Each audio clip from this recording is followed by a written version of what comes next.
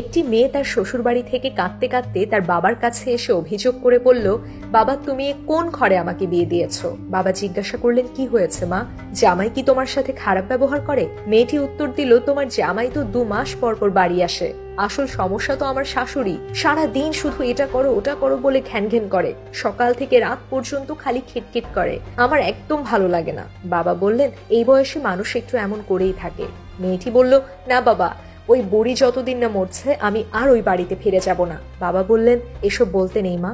মেয়েটি বলল, বাবা তুমি তো ডাক্তার, এমন একটা ওষুধ দাও যাতে বুড়ি তাড়াতাড়ি মরে যায়। বাবা বললেন, আমি ডাক্তার, কসাই নই, এসব করতে পারবো না। মেয়েটি বলল, বাবা তুমি কি চাও না তোমার মেয়ে সুখে সংসার করুক? বাবা কিছুক্ষণ ভেবে বললেন, ঠিক আছে, তোর মুখের দিকে তাকিয়ে আমি রাজি। তোকে একটা ওষুধ দিচ্ছি, এটা রোজ রাতে দুধের সাথে মিশিয়ে খাওয়াবি, দেখবি 1 মাসের মধ্যে তোর শাশুড়ি মারা যাবে, তবে এই 1 মাস তুই ওনার খুব সেবা করবি, কথা দে। মেয়েটি বলল, ঠিক আছে বাবা, কথা দিলাম।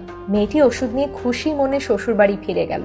সেদিন থেকেই সে তার শাশুড়ির খুব যত্ন নিতে শুরু করলো আর নিয়ম করে ওষুধ দিতে থাকলো। 5 দিন পর শাশুড়ি খেয়াল করলেন তার বৌমার আগের মতো নেই। এখন সে তার কোনো কথা অমান্য করে না, রাগারাগি করে না, বরং খুব সেবা করে। 20 দিন পর শাশুড়ি বৌমাকে নিজের মেয়ের মতো ভালোবাসতে লাগলেন। তিনি বৌমার জন্য নিজে রান্না করে খাওয়ালেন, বৌমাকে কোনো কাজ করতে দিতেন না, সব নিজেই করতেন। বৌমা ঘুম থেকে ওঠার আগে তিনি চা বানিয়ে বৌমার কাছে নিয়ে যেতেন আর বলতেন, বৌমা চা খাও, দেখো আমি তোমার জন্য বানিয়েছি। বৌমা বলতেন, মা আপনি আমাকে ডাকলেই তো পারতেন। শাশুড়ি উত্তর দিতেন, তুমি সারাদিন এত খাটাখাটনি করো, আমি এইটুকু করতে পারবো না? 27 দিন পর মেয়েটি কাঁদতে কাঁদতে তার বাবার কাছে ছুটে এসে বলল, বাবা তুমি আমার শাশুড়ি মাকে বাঁচাও, আমি চাই না উনি আমাকে ছেড়ে চলে যান, উনি তো আমার নিজের মায়ের মতো।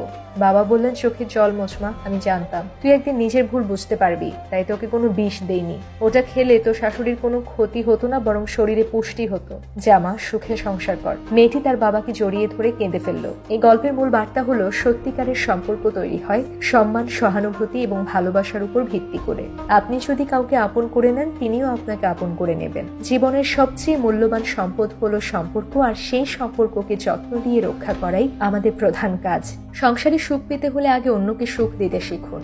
ভালোবাসা ও সহানুভূতি এমন জিনিস যা মানুষকে বদলে দিতে পারে। প্রতিটি সম্পর্ক একটি খালি বইয়ের মতো, আপনি তাতে যেমন ভালোবাসা ও যত্ন লিখবেন, তেমন শান্তি ও সুখের গল্প ফিরে পাবেন। মানুষের মন জয় করা কঠিন নয়, শুধু একটু ভালোবাসার ধৈর্য থাকলেই সম্পর্কগুলো মধুর হয়। যে সম্পর্কগুলো ভালোবাসা ও শ্রদ্ধার উপর তৈরি হয়, সেগুলো কখনো ভাঙে না। সংসারের বাঁধন শক্ত করতে হলে দায়িত্ব ও যত্নের হাত বাড়িয়ে দিতে হয়। অন্যকে সেবা করার মধ্যেই নিজের শান্তি পাওয়া যায়। আপনি যার জন্য ভালো কিছু করবেন, সে কখনো আপনার থেকে দূরে যাবে না। সংসারে ছোটখাটো সমস্যায় মন খারাপ না করে ভালোবাসার পথে চলুন, দেখবেন জীবন সহজ হয়ে যাবে। একটু অপেক্ষা, একটু সহ্য ক্ষমতা আর একটু সময় দিলেই সম্পর্কের ভিত মজবুত হয়।